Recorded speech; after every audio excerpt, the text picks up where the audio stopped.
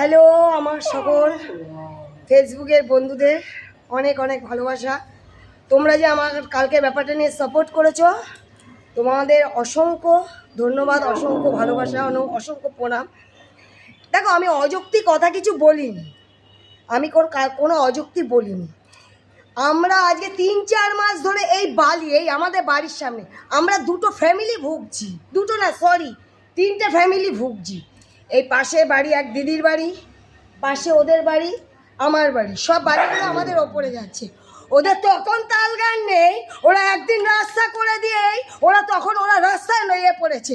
ওদের রাস্তার দিকে ওদের প্রেম জেগে উঠেছে ঠিক ভোটের আগে না, হ্যাঁ আগে না পরে না, ঠিক ভোটের আগে। হ্যাঁ, আমরা যে 3-4 মাস ধরে কষ্ট পেয়েছি, আমরা পা দুটো কি মাথায় দিয়ে তুলবো?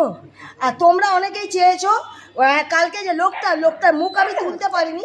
অ্যাকচুয়ালি আমার যে কর্তা ওটি কাল বুঝতে পারিনি, ও একটু শান্ত টাইপের, তো আমি বলেছিলাম যে ও অনেকবার পরিষ্কার করে তা যাই হোক একটু নরম টাইপের। তা তোমরা চিন্তা করো না, ও থোবড়া আমি তুলবো। ও তো পরের গল্লিতে কাজ করতো, ও আবার আমার কুকুরদের পিছনে কাজিবাজিগিরি করবে খাওয়া নিয়ে। ওর কাছে কালকে আমার সাথে লেগেছে কি নিয়ে জানো? ও বলছে ওর কথা অনুযায়ী ওখানে ভাত দিতে হবে। ওর কি বাপের রাস্তা?